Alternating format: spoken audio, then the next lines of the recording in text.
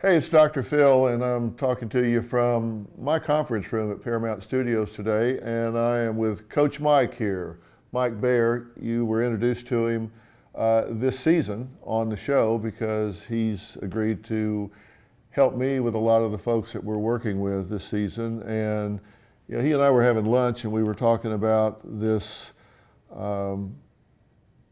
suicide pattern that we've been seeing, and we've got what Kate Spade has tragically taken her life, Anthony Bourdain, Robin Williams.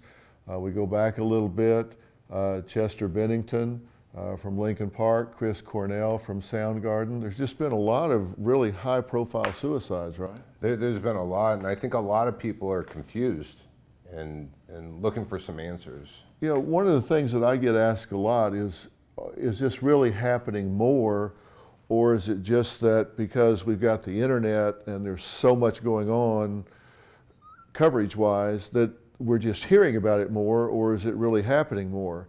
And so I really started doing some research on this. You and I have talked about this, and the fact of the matter is, sadly, suicide rates are up. In fact, there's an increase in suicide rates 25% since 1999.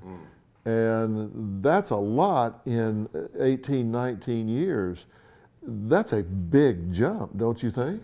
It's really big, considering people can look at healthy options on the internet and who they pursue and what they follow, and there's also the other route, which is people getting into a really dark place. Yeah, and so I dug a little deeper because I said, okay, so if there's been a substantial increase in people that are taking their own lives, who is it? Who are the people that are taking their own lives? And one of the things that was really disturbing to me is that the CDC reports that 54% have no history of mental illness.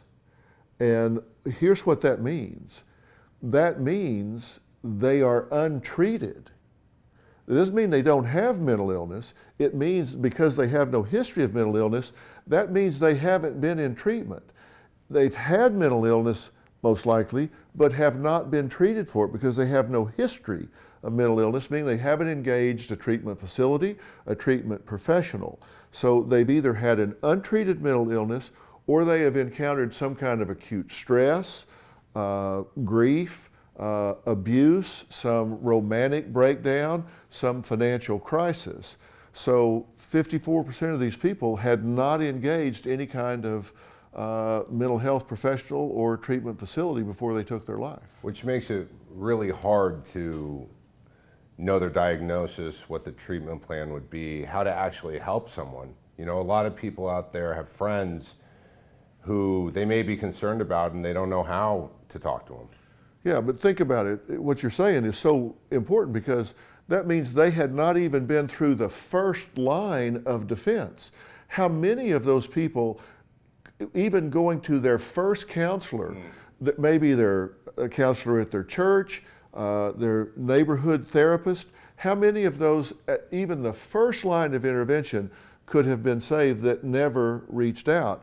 Because the CDC reports further that 90% of the people that do take their life did have a mental illness at the time that they did it.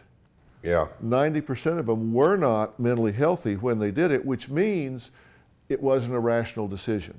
They weren't thinking mentally and emotionally clearly at the time that they took their lives. So I think one of the things that Mike and I are wanting to say is that taking your own life is not something that's done by rational people. It's something that's done by people that are suffering from mental illness, half of which never ask for help.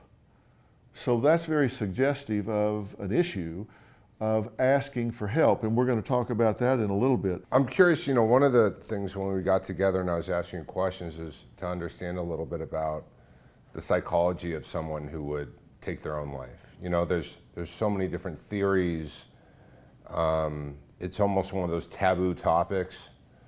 And I thought it'd be really helpful for you to explain what's the typical psychology of someone who reaches the point? Well, I will, and I'll tell you, the interesting thing is This is the 10th cause of death in America. All the diseases, car wrecks, everything.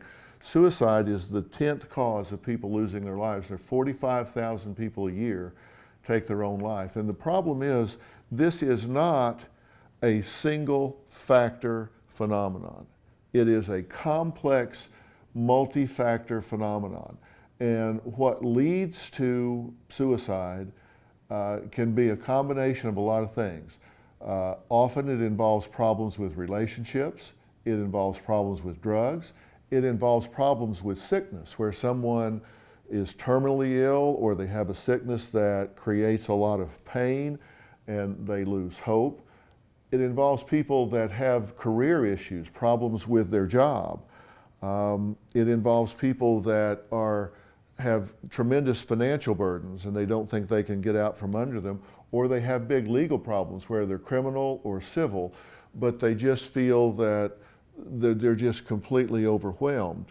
And those are some of the complex factors that lead to them and that lead to the decision for suicide.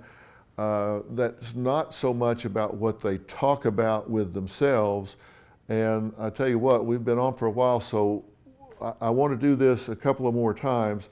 What I want to do next, the next time we sit down and talk, I want to talk about what are the warning signs of somebody that is at risk for suicide, whether it's you or somebody you love. And then I also want to talk about what to do about it when you recognize it. So what do you say we do that the next couple times we sit down? Let's do it. Okay, we're going to be talking about this in the future as well. So next we're going to talk about what are the warning signs and what to do when you see them.